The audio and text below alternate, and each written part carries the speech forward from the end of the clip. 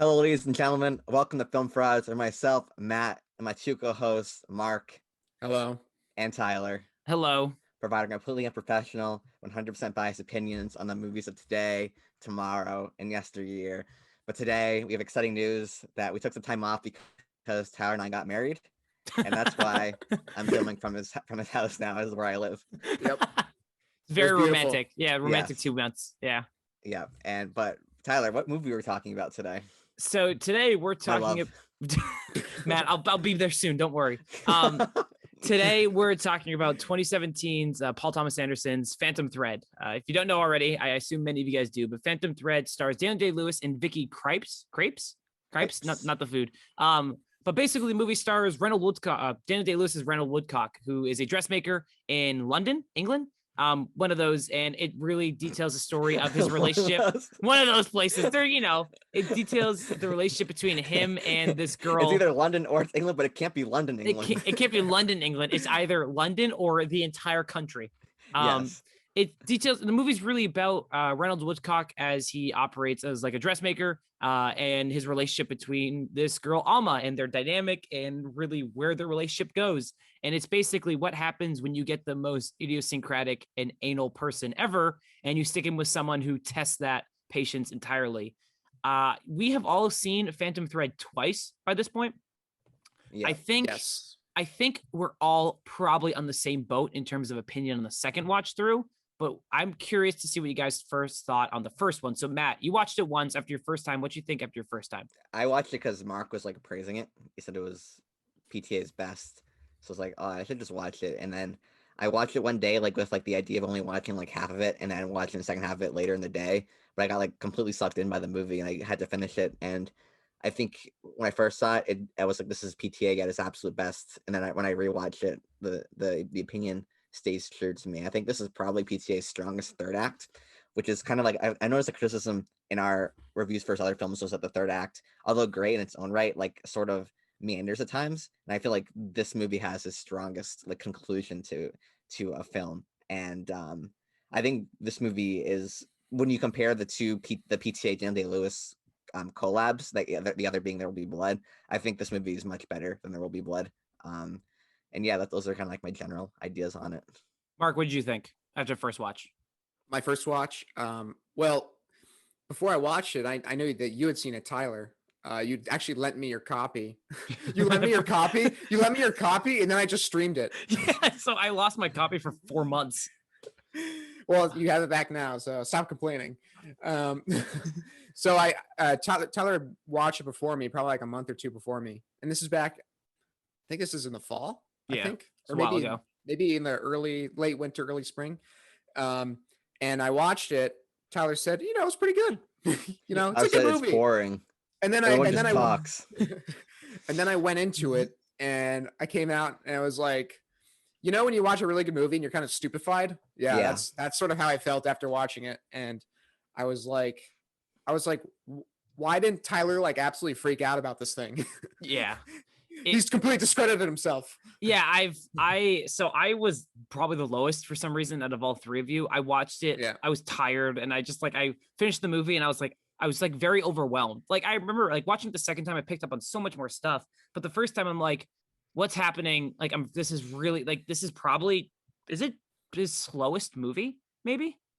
Oh, for sure. Is it his slowest pace movie? I think I was just in that point where I was like, I was really tired. I was not like, I didn't realize how slow it would be, because I think I just got off of finished with like Boogie Nights, Hard Eight, and like Punch Drunk Love. He's still in the Black Hat High. I was still in the Black Hat Hive, and I was like, why is the camera not shaking right now? Why are there no muscular dudes punching people in the We face? took like a 2-month break, and the Black Hat jokes are still coming. But I remember watching it and going like, yeah, it's really good. And that was kind of it. Like I was a little overwhelmed, and I had it on the lower half of his filmography. And the second time, this might be my favorite Paul Thomas Anderson movie. I don't know if it's this is like the complication part of it is like, is it his best made movie? Maybe. It's like really, and I'm trying not to go with like recency bias, but I was kind of like blown away by how much of an increase in love I had for this movie between first and second watches. This movie's downright like incredible. Like I want to talk about the 2017 Oscars. in its nominations and what happened with it. But this, I wish I had rewatched this, Matt, before we did our best of the decade list, because I think this would be up there, like significantly higher. Yeah. I want to highlight a point that I think, an observation that I made just with what you just said, Tyler. And I think this is a really good, this highlights the fact that it's important to like you watch a movie in the right like headspace or environment, because you watched the first time and you're just tired. You couldn't really get into it. And it's a demanding movie in a sense. And, watching it now sort of with that foresight, I guess, it went so much higher up on your, I think that's just a good thing to observe as a movie watcher. It's like, you gotta be prepared. Yeah, absolutely. It was definitely a movie where I had saw like a clip on YouTube like 2 weeks ago. And I've been like waiting for the perfect time because I've been really busy having to drive to work and stuff like that. Waiting for like, okay, I need 2.5 hours to just sit. So like the anticipation was building. And then I got the payoff of like, this might be one of the best movies of the decade. And this might be Paul Thomas Anderson's best movie. So that's your impressions after the second viewing. Matt, what was yours? Just that all my opinions kind of stayed true. I picked up on more the second viewing, and I was kind of concerned because like, I remember like the climax of the movie just like really blowing me away the first. You said, really blowing me away the first time, and it was equally as impactful on the second time. I would just like random question to Tyler, like if you had to give the Oscar to best final conversation of a movie, would you give it to Kid Detective or Phantom Thread? Okay, I don't want to spoil Kid Detective, but Kid Detective has one of those one of the most shocking like final moments ever like I've seen recently, and it was just because of this one action from someone. Matt knows what I'm talking about. Kid Detective is like a different animal because it builds up to that one conversation, while Phantom Thread's a continuous like monotony of like tension. I think I might go Kid Detective just for the build up. But like with this movie, just like I usually don't look away from movies. Like I'm not really bothered by violence movies or anything. But like I remember just the first time I saw it, just not even be able to look at the screen because it was just so tense and the acting was so good. And I think Vicky Krieps is like phenomenal in this movie. I think that Daniel Day-Lewis is praised as one of the best actors of all time, basically. But I think Vicky matches him beat for beat in this film. I think she's utterly phenomenal. And the same with Woodcock's sister, whose name I can't think of. Seibel? I think it's Seibel or something. I'm trying to find the actual name of the actress. She is great. She is such a small role, but it's like there's that specific moment at breakfast that one morning when she has that semi-confrontation with Reynolds. Yeah. You know what I'm talking about? Yeah, I was like, I'll end you. Or something. Yeah, I'll go right through you. I'll put you on the floor. It's a Leslie Manville who plays. I would just say in the second viewing, I just had more appreciation for the acting, and the score by John Greenwood was like really stuck out to me the second time. It's pretty masterful in my opinion. And just nothing but praise for it still. My views on my second viewing are actually, this may come as a surprise, I'm a little bit lower now. A little bit. Okay. All right. And it's not because I think, there's certain aspects of this movie that are bad. Yep. That's couldn't be farther from the truth. I think this film is, in my view, it's a little complicated because PTA, he doesn't draw attention to himself in any way, shape, or form. Yeah. No. He is I think he's just so far ahead from the viewer. It's like on a technical level, I look at every shot in that film and I'm like, this is clearly meticulously crafted, very deliberate. Mm-hmm. And I'm just like, I'm looking at every shot in that sort of mind frame, and it's like I'm just trying to like make sense of what PTA is going for, and I don't know what it is, but it's amazing. Yeah. And I don't know. And also, again, I have nothing but praise for this film. For some reason, I'm just a little bit lower. I don't know how else to articulate it, but the tension, again, in this viewing, I was so much more aware of the tension. I think I was just subconsciously aware of it in the first viewing, but it's like taut as a bowstring the whole time. Yeah. The whole time. And then that one scene that really sticks out in my mind because it profoundly affected me the first time I watched it was the dinner scene. I literally felt like I had made Reynolds dinner and he rejected me. It was like, it was just his attitude. He was, I admire my own gallantry to finish this meal. I think the thing about Reynolds on this viewing is like, I realized like how he's also both predictable and unpredictable. He's Yeah. predictable in his behavior, but when you know he's going to act up, it's almost unpredictable to Yeah. what extent he will. It's a very he's a very interesting character. And then I'm sort of going off the beaten path here. I wasn't really articulating why I didn't like it as much, but my question is this PTA at his best, and is it his best film? Because it's not obvious if it is, I think. So that was also going to be one of my questions, is I wanted to look at this in terms of his entire filmography. And I think, can we come to like a consensus? What are your, like, if you could pinpoint 3 of his movies that'd be at the top, is this in his top 3? I feel like we should start there. Mine would probably be Phantom Thread, Boogie Nights, or like 1A, one. Like I would go back and forth between those two. Yeah, as my favorites, and then The Master would be up there as well. Yep. I haven't seen Melancholia. I mean, Magnolia. Magnolia. You need to watch Magnolia. I know. I think. Yeah. Sorry, go Mark. What would your 3 be? Well, I haven't seen Magnolia in a long time, but it's this 3-hour, masterpiece pretty much, and so I can't really. It's not fresh enough in my mind for me to rank it. But I would sort of agree with Matt in saying it's probably I'd put The Master first because it's my favorite of his, and then probably Phantom Thread, and then Boogie Nights. But I think Boogie Nights could be superseded by Magnolia if I rewatched it. Yep. And weighed it in my mind a little bit longer. But yeah. So I think we're all in the same boat where we have in some order at least The Master, Boogie Nights, Magnolia, or at least in some, like, we're kind of in that recognition that Magnolia is in that top 3 in some capacity. I know you haven't seen it, Matt, and it basically goes like Master, Boogie Nights, Magnolia, and I'm still the firm believer like Magnolia is his magnum opus. I think just juggling everything in that is probably his most technically and narratively sound movie. Just in the terms of how he ties all these stories together. It probably. Did you ever read what there was this AMA that Paul Thomas Anderson did, and someone asked him, like, if you could go back in time and talk to yourself, what your younger self when you're making Magnolia, what would you say to him? Yeah. And he says, chill the fuck out and cut 20 minutes. Yeah, cut 20 minutes at Magnolia. Yeah, yeah. But for some reason, like, it just doesn't feel like that. Like, despite the fact the movie's 3 hours long, you're watching it, you're like, it's over. What? To me, in some capacity, it's The Master, Boogie Nights, and Phantom Thread. I personally think there is something special about Phantom Thread in terms of what's not said, because oftentimes you get long, like, stretches of just characters just staring at each other, and it's just like this, like, very, like, fine line of, like, it's just like this very, like, discrete internal battle constantly happening between this, like, a potentially immovable force, but having, like, one key weakness and drive with Reynolds Woodcock, his desire for, like, a mother figure, and this other figure of almost coming in and just, like, shifting the balance. And it's this constant, like, fight, and it's something that is so magnetic, but also being slow pace, and that's something that's rare to find.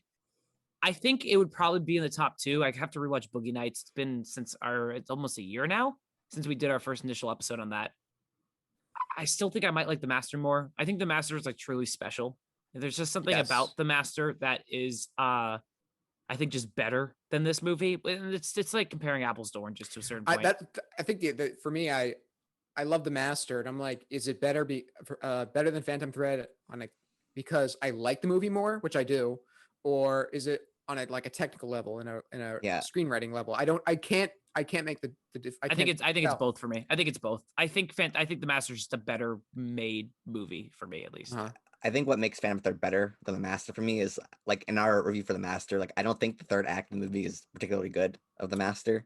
Yeah. I think the ending revelation of Amy Adams' character is much lamer than the revelation in Phantom Thread, which, like, it just completely blew me away. Like, you compare the big conversation scene to The Master to the big conversation scene in Phantom Thread, and I think Phantom Thread's final scene is just better, and, like, is just way, way, way better. I don't want to spoil The Master, obviously, but Phantom Thread, I would say, is a strong movie because the third act is just so great. But I could see, like, the characters being in The Master being more memorable as a whole. Like, Alyssa Moore Hopkins' character and Joaquin Phoenix's character have more. They will have more, like, cinematic moments, I guess, more dramatic moments. And I can see why. Like, I can't dispute with anyone as to why The Master is better than Phantom Thread, but in my opinion, Phantom Thread is better. Yeah, I think they're just going for two different things. I think there's just two type of different endings. For me, I mean, the Master's ending is phenomenal, and like I think there's a lot to be said there. And even after two watches the Master, I'm still want to after I finished Phantom Thread, I'm like I gotta rewatch the Master. Like that was my first thought. Like this movie ended, is like I have to just sit down and watch the Master again. What about you know what's funny? You know what's funny is that I watched the Master the first time, and I sort of like with basically I had the same experience that you had with Phantom Thread, Tyler. I watched it and I didn't really know what to make of it, and I was like, You fell asleep. Yeah, you fell asleep. That's right. I fell asleep. It's I the origin of forgot. our I fell sleeping asleep. time. Moments. Yeah. Yeah, I mean, I remember. Yeah, it was the movie. The Master is very strange, and I didn't think I had the stamina for movies like that yet at that point in my life, and coming back to it after like going through all of Tarkovsky and like a quarter of Bergman, and then coming back to that and then watching it, it was like new game, totally new game, and then for this movie, I was like, I had like the way I felt for the second viewing of the Master was how I felt the first viewing of the Phantom Thread. Yep. And then I notched down a little bit, which surprised me because usually Paul Thomas Anderson films have returning interest, Yeah. But for some reason it didn't. I'm just like slightly less than my first viewing. Is it just like the excitement of the first time is just like now it's the expectations, you know what to expect going into it, so you can pay attention. Like I understand like the coming down because the first time you watch it, you're like, whoa. And I definitely had that after my first time. I mean, I think we can all agree that like if we're debating over what's better, the Master, Boogie Nights, or Phantom Thread, Paul Thomas Anderson has like three of the best movies of the past 20 years. Like I think we just kind of sit on and agree with that. Yeah. That we're basically debating between A's, I feel like in a certain regard. I think if it was from literally any other director, it would be like their magnum opus. Yeah, it's utterly like confounding how amazing this movie is. I think it's even a film that Scorsese could have done, maybe. You guys haven't seen The Age of Innocence, which is a film that Daniel Day-Lewis is in.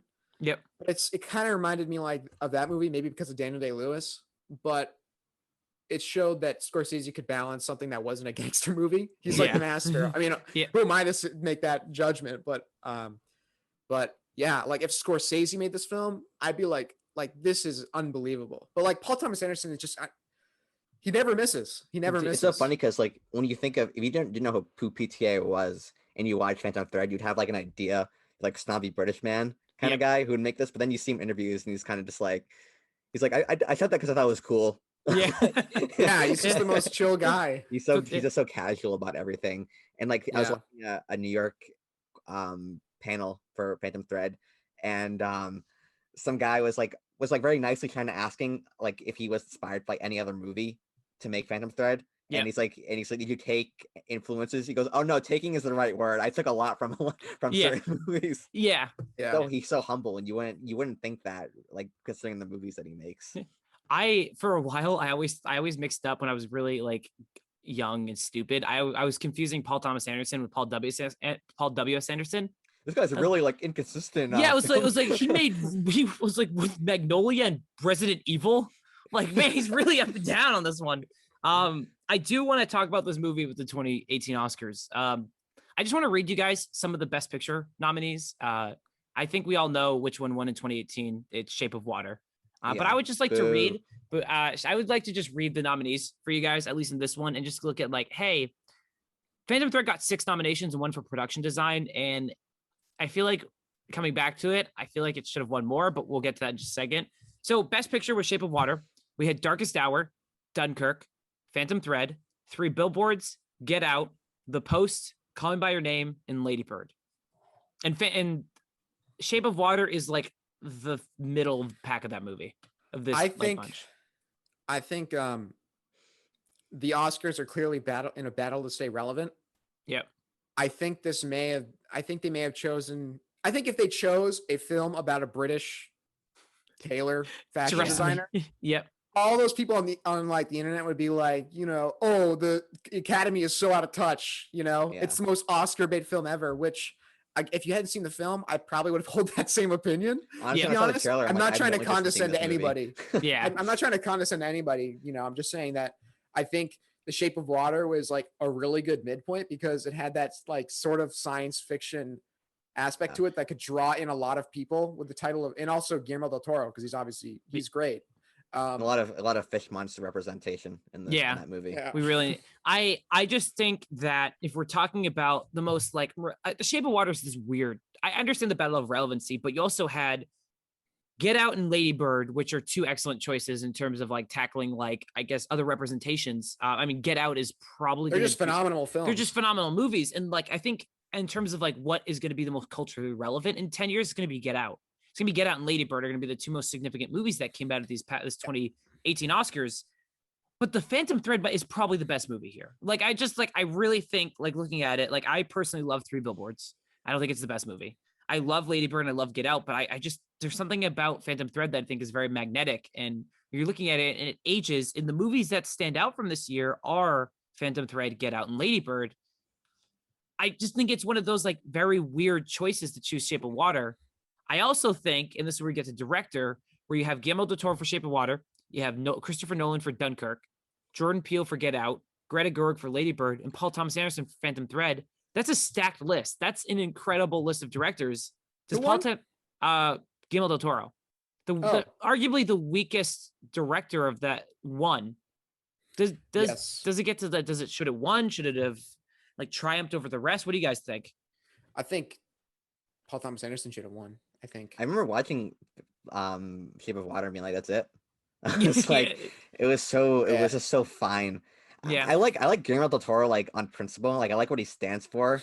Yeah. But I feel like when he makes movies, they're just I mean, there's Hellboy 2, which is awesome. There's Pan's Labyrinth, which is I've heard is great. I haven't seen Pan's Labyrinth, but it's like Crimson Peak had so much hype around it, and then it came out and it kind of like farted, like no one cared. And then Pacific Rim is a masterpiece, though. Yeah, Pacific Rim is also really bad. And I don't know, like Shape of Water was just I mean, it's like Sally Hawkins is good. The fish what's his name? Michael Shannon puts in a performance that you can either decide is good or bad depending on how much you like Michael Shannon. And I don't know, I just watched it and it was just okay. Did Wind River come out that year? Did which one? Wind River? Yes. Wind River's not getting nominated for anything. It should have gotten nominated for best screenplay. It did it? I can actually 100% it should have been nominated. Wind River is like I love Wind River specifically and films like Wind River because they totally catch you off guard. Yeah, you just don't know what to expect, and then the movie's over, and you're like, "Holy shit, that movie was phenomenal!" And Jeremy Renner actually puts in a good performance too. It's like, I just want to. You mean Hawkeye? You mean Hawkeye? Come on, it's Hawkeye. Yeah, Disney's Hawkeye owns Jeremy Renner. I just want to throw this out there real quick. Best actor, Gary Oldman won as Darkest Hour as Winston Churchill. He does an impersonation of a white historical figure, so he wins. He wins. Yep. Timothée Chalamet was nominated for Call Me by Your Name. Daniel Day-Lewis for Phantom Thread. Daniel Kaluuya, Get Out. Denzel Washington, Roman J. Israel Esquire, which I saw when it came out, and I literally don't remember a single thing about that movie. That's the guy who did Nightcrawler. By the way, I think Daniel Day-Lewis is like the best, and it's not even close. Yeah, I think it's like Daniel Day-Lewis and Daniel Kaluuya are like 1A, 1B. He's good. He's really going to Get Out, but I don't know. Daniel Day-Lewis is just in this regard is just on another level, in my opinion. In this, and I want to jump to this one final category, Best Actress, because Vicky Krieps is not nominated. I believe she would be under Best Actress. Frances McDormand won for Three Billboards. So we had Sally Hawkins, Shape of Water, Margot Robbie, I, Tonya, Saoirse Ronan for Lady Bird, Saoirse, and then Meryl Streep for The Post. This is my second question. The Post. This is my second Talk question. About Oscar bait movies. Oh my God! Spielberg and his buddies get together to make a film. To make a movie, but a newspaper. I just want to throw this out there. And this is going to be my second, and I think probably final question because Mark took my first one. Vicky Krieps. I want to throw this out there. I think she gives a better performance than Daniel Day-Lewis in this. There is a few points where she is outmatching, I think, Daniel Day-Lewis beat for beat. Daniel Day-Lewis is probably one of the best actors ever, and Vicky Krieps is literally, I think, at points acting him under the rug. This is one of my big changes from the first second. I did not. The level of love I had for performance skyrocketed. There is so much here that she is conveying with facial expressions in her eyes that just is trumping everything else in this movie. She blew me away, like absolutely. So when I found out like Leslie Manville was nominated for Sarah Woodcock, and she's excellent, I'm like, how did you miss like Vicky Krieps? Like, how does Meryl Streep get nominated over arguably the best performance of this year. What do you guys think of her performance? Because I legitimately think she's better than Daniel Day-Lewis in this movie. It's not like a hot take, I don't think. I pretty much fully agree with you. Yeah. I think it's I've nothing more more like, to say. I don't know. I think it's like a dance. It's like you need two people, and I think that they work well together. I don't really see one being better than the other. I just see them as being equal in this like relationship that's being explored. But there are scenes I would say where her character shows more intimidation than Woodcock does, like especially in like the last dinner scene where she's like, "I want you flat on your back" and things like that. That stuff is great. I think. Well, I don't want to cut you off. Oh, I was done. I was saying that the character herself, I would say, is just more vigilant. It has a lot of confidence to her, and I think that's why she stands out. Because Woodcock kind of simps towards well, definitely simps towards the end. So like things like that, I would say are interesting. Her character is also really great, and I think Vicky Krieps does an excellent job. Yeah, I think Vicky Krieps does a phenomenal job at playing the character, and I think the character that Paul Thomas Anderson had originally set down to make, she completely manifested that. And I think I was thinking a lot about last night after I watched the film. I sat down with a pen and paper. I was like, okay, what do I think about this? And I was asking myself, there's no backstory given to Alma. There's nothing. Yeah. There's nothing. She just walks in. She walks in. Just that she's from some. Well, I know. Yeah. Yeah. I think is that Paul Thomas Anderson made the film structured at the beginning to make you underestimate her immediately. Yeah. And then she slowly starts to come out. It's like she's very timid. She agrees to everything. Yeah. And then when she at that party where that wedding that her and Reynolds went to, and then she's like, she can't do that in your dress. You can't do that. Yeah. She knows how to like go toe to toe with Reynolds. She's like, and then you realize like I've been underestimating her this whole time. Yep. It's great because she's a waitress when you first see her. Like waitresses' jobs are to serve. Yeah. And like she's like stumbling over herself. And then as you said, when for the first glimpse of her like talking back is when she's like wearing the dress and she's like, oh, this is uncomfortable texture, and he's like, oh, you just have bad taste. He goes, well, maybe I like my taste. He's like, your actress getting in trouble. Well, maybe I want to be in trouble. And she goes, stop it. And like things like that. Like he starts talking back a little bit, and like the little like, oh, I think he's being fussy scene at the breakfast. Yeah. And and it's paid off later in the last scene where she has the water and she holds it as high as she can and lets it fall in the glass. It's just making so much noise. Yeah. But and then you have to wonder in that dress scene where she demands that woman give the dress back. Does she really care?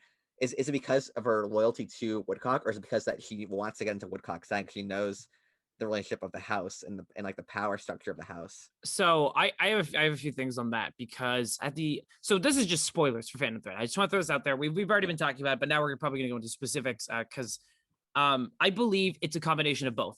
Because at the end of the movie, we see her fantasy, what she envisions her relationship with Woodcock to be now that their dynamic has shifted completely. And it's just like they have a family. He basically is not necessarily at her whim, but there's a shot where she is more involved in like the dressmaking business. Like she's like measuring and like maneuvering stuff, and she's doing her own thing. And that's really one of the few times we get a deep internal desire for what she wants. And she wants to be more involved in this business.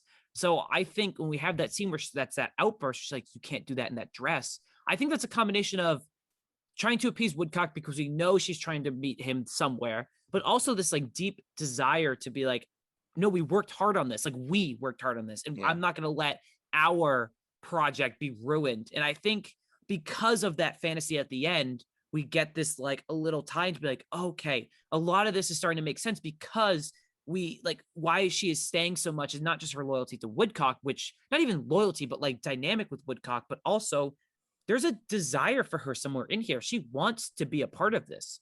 So why it's even the line of like, I can stand for him forever. And it's just like this desire in line. You're like, okay, we know now she has internal motivation at the end of the movie, which starts to piece stuff together. I know for me that like this argument of like, I think Vicky Krieps is the best performer in this movie, is the scene when after their first date where they go back to his house and she's being measured for just something, for a dress, really. Yeah. And she's standing up there, and there was like such like an air of vulnerability. That line at the end where Cyril is like, "Oh, you're perfect," and she's like, "Oh, I'm perfect." Like, yeah, he likes them with a little bit of tummy.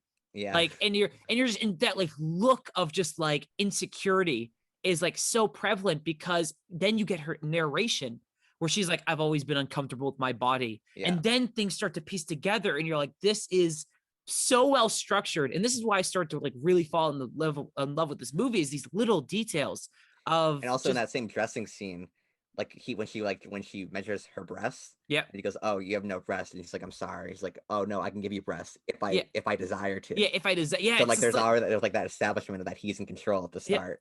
Or even the start of the relationship where she takes his order and then he takes it away, and he's like, "I just seeing like testing you," and you're like, Yeah. "This is so interesting," and it's these little details and dynamics and interactions between these characters when really they don't say a lot to each other in this movie. For a movie that's 2 hours and 10 minutes long and basically a romance, kind of a romantic comedy, this movie's funny. Yeah. This movie's like funny at times. It's like there's very not as much said between the two as you would think.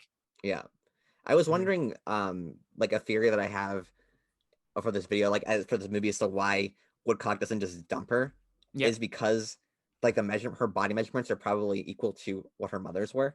Yeah. Is that like an implication there when she's like, "Oh, you're perfect"? Like, that's what I Everything, got yeah. out of it, is like as to why he's putting up. I with think this, everything's because you know Freudian. historically he's rejected girls before, but for some reason he keeps letting this girl into E- his life. Everything's Freudian, I think, in this Yeah. movie. I think everything's a Yeah. desire for the mother. Not just like for like when you have sex with the mother, but just I mean when he's on death's door, when Yeah. after he's poisoned for the first time. Spoiler alert, we'll get to that later. But who he sees is his mother, and he's like, "I've missed you so much." Like he's like, that's the most emotion we've seen out of like genuine emotion we've seen out of him entire movie. Yeah.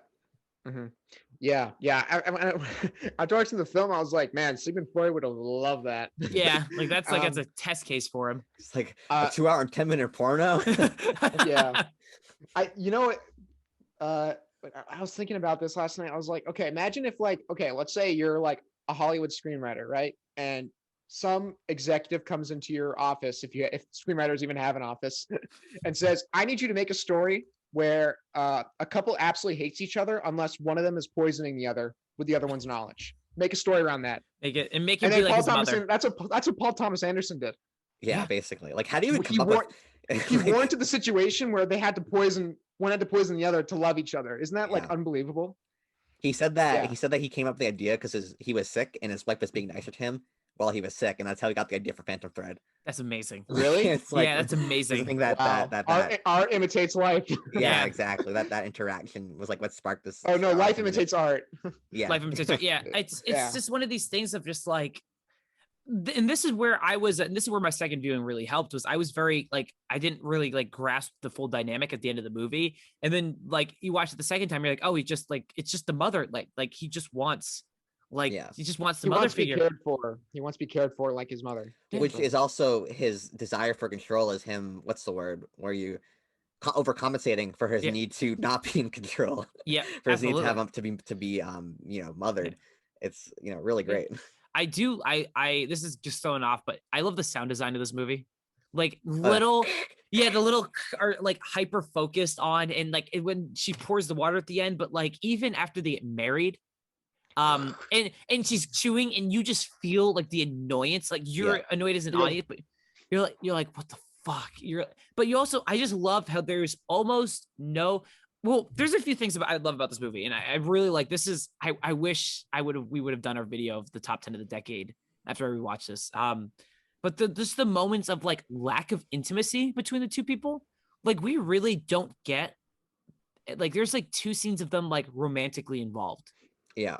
It's like it's a baffling thing. We see them kiss once, I'm pretty sure, and there's implied And like it's like no, I think it's twice. is Because it when twice? they get married is Yeah. once, and then like the final confrontation, "Kiss me till I'm sick." Oh no, there's three because 3. there's that one outside after she steals Yes, the after dress, he steals the dress, which is yeah, the you're right. most romantic part of the movie. But there's also this one scene where she flirts with him, where she's like, "You seem really thirsty," and then they go Yeah. off and they have sex, and you're just like, that's like the first time there's any like shown intimacy, and it's almost jarring at that point because you're like, Mhm. whoa, I forgot like that's a dynamic of this relationship. Because a lot of times he's like basically like his as housemaid, like getting him tea when he Yeah. doesn't want tea, and, Yeah. like, to sending her away and stuff. Yeah. I don't Mark, what else like stood out to you? Like any details, any like observations, or just anything you loved about this movie? I could go on and on and on. I think one scene that I found to be really intriguing is when he's sick on the bed for the first time and he sees his mother. Yep. And I think what's interesting about that scene is that Paul Thomas Anderson put a ghost in his story, and it's not scary. Yeah. It's because you get early on, he's like, I don't like the idea of the dead watching over us doesn't creep me out. He says something along those lines, and then his mother shows up, and he's just like, I missed you. Yeah. And then Alma literally just walks right in. Yeah. Basically It's like- overlays. Yeah. Yeah. I was actually a little creeped out by the scene. It is a little creepy, Yeah. Yeah.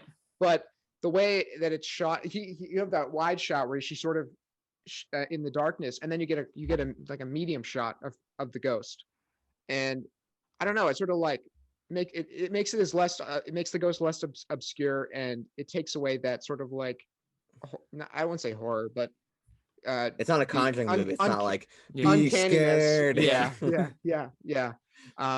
That really stood out to me, and just the fact that Alma just walks right in.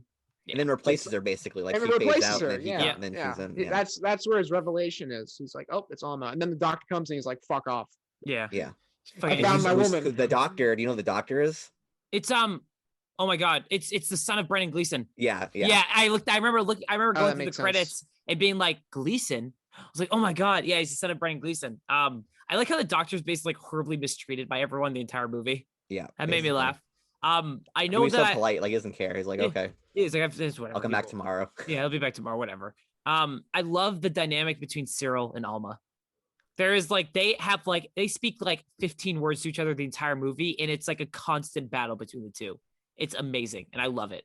There's that Mhm. one scene There's where that, and there's like that, like kind of like alliance as well, too. Like remember when like Woodcock's like he's like I want her out, and she's like no, you gotta keep her.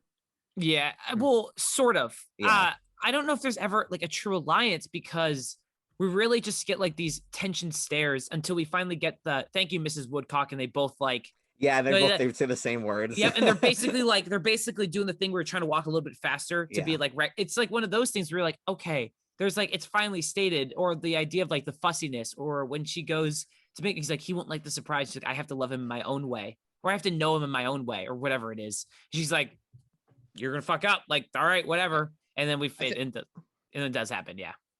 I think one scene that was very telling of Alma's character, and it happens sort of early on, it's probably the midway point, is when the princess of Belgium comes and she walks right up to her and says, I live here. Yeah. Like, Yeah. I'm not just a maid, I live here. Yeah. It was, I think that was her on her own without Reynolds in the picture. And it's her, again, it sort of gives you a little peek at her psyche Yeah. at the time, because it's not, constantly bouncing off of Reynolds or Cyril. Yeah. It's like Yeah. her on her own. And it's like, okay, this is really telling about who she is. And you also get the idea because she's from another country that maybe she was like bouncing from home. She never really had like a sturdy way of living. So like when she finally has like that, like a house to live in with and a wealthy income, it's Yep. like no, I'm gonna do whatever I can to hold on to this. Yeah, like I can't give up this life. Yeah. There's not a lot. I didn't get that impression when I watched it. Okay. I knew that she definitely has motivation, obviously, but I think when we were talking about earlier about how, when she had a stake in the dress, Yeah. I saw that more as her, I wouldn't say proving her worth to Reynolds, but it felt more, the motivation was in the context of Reynolds and not like, I want to, like, I care so much about this dress.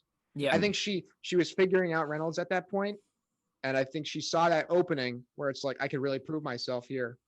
I don't know if prove myself is the right word, but make her value. I don't know how to put it, but yeah, that's how I interpreted it. I would say it's probably in that realm too. There's a lot with Alma's character is somehow incredibly like developed, but also shallow at the same time. It's a very weird dynamic where you basically end the movie and you're like Alma's like the best written character of like the past 5 years, and you don't know a ton about her.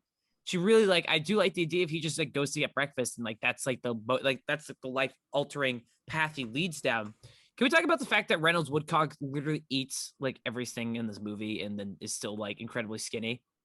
I know it's like a little off topic, but I was noticing that the second time through, he's like, I want all of this, like everything. And he eats so much and he's just like, I'm so hungry. I don't know if that's like any like subtlety or that's like a Daniel Day-Lewis like character choice, but like the interaction where he's like, I want duck fat and bacon and eggs and sausage and this stuff and that butter. stuff and butter and all that stuff and scones. And you're like, dude, I can't eat that much.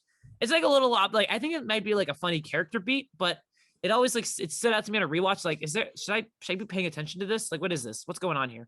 I didn't pick up on Didn't pick up on it. I don't think that's of any importance. Okay, that's just not. See, I clearly focused on the wrong things. I think. Well, on the topic of food, though, it's as it's well established that Reynolds does not. He does not like butter in large quantities. Yeah. Towards at the end scene where she puts the mushrooms into the pan and then she puts the butter huge in. Glob of butter on it. How do you make a story where putting butter in the pan is a point of major contention? Yeah, it's incredible. But also, when we were on the topic of Alma, I want like the way I at the end of the film when I sat down to write down my thoughts, I was like, she's almost like this matriarchal force of nature. She comes in and she just beats Reynolds into submission. It's like kind of unbelievable. Yeah, I think it's just like she's got this like the one drive is like I need to like I wouldn't say tame, but it's almost like the true. Yeah. she bended him to her will. It's like kind of unbelievable.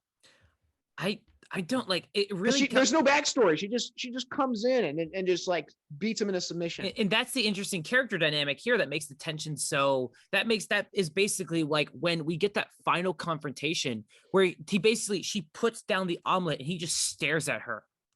And he just like, he's kind of just like not smug, but just like they're just staring at each other while he eats a bite.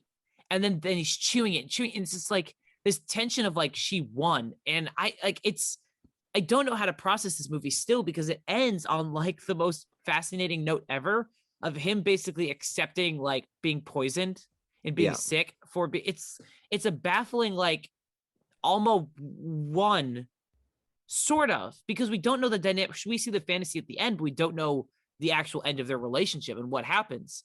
I'm baffled by this movie and I don't know if the doctor is aware of what's going on either. Well, he is at the end. That's what he's talking about. You don't know what he's gonna do with that information. Yeah, like does she really like? Is this like? And I think we're like doing super deep into commentary, but this is the fun part about it. Yeah, that's the thing is like, I could see like in 30 years, like those awful like theory videos on YouTube where it's like The Shining. How did Jack Nicholson open the door he was locked behind? Yeah, it's like the point is it doesn't matter. It's that it happened. You can interpret it in many ways. It's like. Alma's backstory explained. Yeah, he was born in a small town. This is CinemaSins and his the effect that he's had on film criticism. Yeah. Everything needs to be absolutely explained. There's no abstraction. Yeah, absolutely. Yeah. I really do think like this is a movie I want to rewatch again. And this is a movie I can see myself rewatching multiple times. And to me, it honestly might have the highest rewatch value out of any of my Paul Thomas Anderson movies. And I mean, you guys know, I talk about it ad nauseum. They're like how much I value like rewatchability in a movie. Like if a movie makes me want to go back and watch it again, I value that higher than maybe another movie. And that's why like Phantom Thread, the more I think about it, the more it just slowly creeps up in terms of like Paul Thomas Anderson's best movies. And it's why I also was like looking at the 2018 Oscars and like baffled by what is like, why did we feel like we got it so wrong? It was weird because like I remember just seeing the trailer for this movie and being like, okay, yeah. Like I remember like not really wanting to see it. Yeah. So I don't know. It's hard to market this movie. Like, how do you market this movie? Yeah, in a compelling way. the end trailer shot is where they're walking on the green and she's like, be careful with my love. I watched it a couple days ago. Yeah, and it's like that's the ending shot and it's like riveting. It's just like so fascinating. Yeah, but it's like riveting in the context of like the whole movie. Whereas like if you just watch a trailer for it, you're just kind of like, it's a good shot. Yeah, you basically go for the name Paul Thomas Anderson. That's it. He's the sole driving force in this movie, and it's gonna age better because Paul Thomas Anderson's movies are only gonna keep getting like notoriety, and Daniel Day-Lewis is never gonna act again. Are we still 100% certain on that? Is he done? Is this the last Daniel Day-Lewis movie? Well, he came out of retirement for this movie. I remember, right? He retired, and then Yeah, Paul Thomas Anderson was like, my last yeah, yeah. and then so was it Lincoln and then this? Yeah.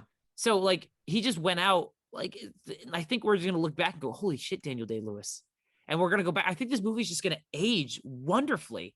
Like I see this movie aging better than any of his other movies. Yeah, I really do. Like I think this is one that's just going to stand the test of time, and that's why I look at this and go, are we still like undervaluing this movie in some capacity? Like we can talk ad nauseum about how amazing I think we are. I think we are. I think this film is way out beyond us. I think it is. I really feel like we're still not doing this justice despite its constant praise. Like we didn't even talk about the fact that it was shot on 70 millimeter, 35 millimeter, one of those. No cinematographer. No cinematographer. It looks better than the majority of movies. It's an original IP, and it just I don't feel like I'm doing this movie justice. I don't know what you guys thought about that. It's impossible to talk about in like an hour podcast or whatever, because you interpret the way you want to interpret it, and there's some like left imagination as to what could be interpreted as to what things should mean. That it's just impossible to like talk about this movie because there's still so much that you can watch it so many times and still get something new out of it every time. I think why I think this film is so beyond the viewer is because the tension is again, the tension is so high. The film does not let you absorb anything else but the tension. Yep. Because like at the beginning of the film, I was like really like, okay, this time around I'm going to really focus on the filmmaking aspect, and I was only able to notice like the seamless transition between mid shots and close up shots and the intimacy, and then when he pulled the camera out, and I was like, this is unbelievable, and then the tension just starts to build. Yep. I couldn't focus on anything else. Again, this is a film that deserves to be studied. I wouldn't say picked apart, but like studied, because I think this is a lesson in tension. Really, it's rare to identify when a movie is clearly going to be relevant for years to come. I think we know that with Parasite, that like a movie like Parasite is going to in 10 years be just as relevant, maybe not as relevant, but just as well regarded and age wonderfully. 2018 is a rough year. We're going to ignore that one. But out of like the bunch of these movies, it's probably going to be two or three. What was the 2018? Was that the Green Book one? Yeah, Green Book year. Yeah. I think 2020 was a bad Oscar year. I mean, what ages out of that? What ages out of 2020? Do you mean the 2020 Oscars or the 2021 Oscars? 2021 Oscars for 2020 movies. Yeah. I can understand that. I don't think anything in like this movie trumps like everything in the past 5-6 years. I really do. I like in terms of like Oscar movie. Like I don't know. It's very rare that even like we're 4 years removed from this movie, and it's just very clearly one that is going to be known and studied and just identified as like, this is when we move from smaller indie movies to these big budget market movies. I feel like this is going to be one of those known as like one of those last great bastions of like what Hollywood in movie making represents in its like truest form. The last bastion before Disney takes over. Yeah. And kills us all with fucking Avengers 9. X-Men meets Star Wars episode 20. So 20. X-Force. So I think that Alma is probably his second best character he's ever written. The first being Freddie Quell. Yeah. I think Freddie Quell, because I think when you think about these characters, when you know if a character is good because you wonder what they're doing before and after the movie. Yeah. Like Freddie Quell, like it's like what is he up to right now? Yeah. Same goes for Alma. It's like what she's. I don't think you want to know. He's probably drinking paint thinner in some basement. But, I still want to know what he's up to. I really can't say for his other films, but I think Alma and Freddie are just so staggeringly well written. It is. I don't know, because I think the master is potentially Paul Thomas Anderson at the height of his powers, but there is just something about this film where it's like I don't know. It's hard to quantify. It's really just one of those things of like, we're still stupefied by the movie. And this is one that I feel like we'll be stupefied years to come. And I think we'll just appreciate more if we, I think we should end on the point that we recognize that this movie might be above us. Is it 100%. 100%. Like it's like I don't even want to grade this movie. Like it's one of the best movies of the 2010s. It's arguably Paul Thomas Anderson's best movie. We won't grade it, but it's on the Film Frauds Hall of Fame. Yeah, like I'm gonna put it in the Hall of Fame. Like Mark, do you think it should be in the Hall of Fame? Oh yeah, for Film Frauds? Yeah, like absolutely. Like Paul Thomas Anderson is slowly becoming. We'll eventually get to all of his movies, I imagine, right? We'll eventually talk about all of them. We talked about 3 of them. This is our fourth one. This is our fourth one. We can get to all of them. Master, Boogie Nights, Master, Punch Drunk Love. Punch Drunk Love, yeah. Oh, we did. Yeah, that was your first ever director series. Right. I think we should eventually just do all of his movies and then do like one examination at the end and be like, where, like, because again, 10 hours long. 10 hours long. It's like we only got through Phantom Thread's first act. Like, well, I'm telling you, his new film comes out this year. Soggy Bottoms, yeah. Whatever it's called. So should we give our final thoughts? Should we give our final thoughts? Yeah. Matt, what are your final thoughts on Phantom Thread? Because we're not going to grade this movie. Love it. And it's weird how my opinion on PTA has changed in a matter of a year. Yeah. Because this time a year ago, I'd seen quite a few of his movies, but nothing really ever, like I never really attached to them. Like I'm like, these are good, but like they don't really stick with me. And now having rewatched some of the ones that I've already seen and watching new movies by him, he's one of my favorite filmmakers. And it's, it's impressive how much your opinion can change just from like a rewatch with an open mind. Yeah, it's amazing. I'm curious to see what you think about Magnolia. Like truly, like that might be a make or break for you. If you watch that and love it, I think you might just go back and watch all of his other movies. Like I think so. Mark, your final thoughts on Phantom Thread? I love Paul Thomas Anderson because through his films you can see him maturing. I think his 90s films, he's this dynamo, magnificent filmmaker already out the gate, prodigy. Yeah. Look at the energy in Hard Eight and Boogie Nights and Magnolia. It's just bursting with energy. Yeah. And it's meticulously crafted and it's amazing. And then as you transition to the 2000s, it tones down a little bit, but you still have that high volume of energy in certain aspects. Punch Drunk Love and definitely There Will Be Blood. And then as you transition into the 2010s with The Master, you're literally seeing Paul Thomas Anderson mature and become even more complex and complicated. And it's funny to say that because he's just this really chill guy. Yeah. But he makes these very complex films. Yeah. I haven't seen Inherent Vice is the only one I haven't seen, but The Master, and then especially in Phantom Thread, he has matured so much and has made his films so much more complex that you can't help but return to them and continue thinking about them. Yeah. And it's the mark of a magnificent filmmaker. And I think Phantom Thread is just one of his best. Absolutely. I completely agree. Like everything you said is verbatim. Like the idea of him being a prodigy, 100%. He's one of the most prolific. He's one of the few directors left that on his name alone, you go immediately see a movie. Yeah, like absolutely. It's just like, he's one of those few people left that you're like, whatever he does, I'll be there day one to watch. Like, I will clear out my schedule to go see a Paul Thomas Anderson movie.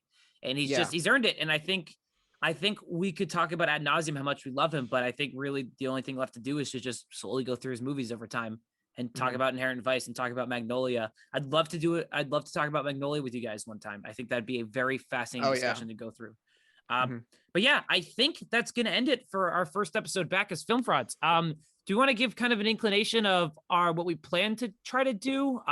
We're a little bit like not tight for schedule, but we're all like a slightly like little going crazy. We're going to try to come back to once a week thing. We're going to try to make it movies that we really want to talk about. So you can kind of get these very passionate discussions that we have here, or movies that we can actually we're probably not going to do new releases unless we're really interested in them. So if you're counting on like an Army of the Dead release, I saw it sucked. Yeah, thanks. That's your review.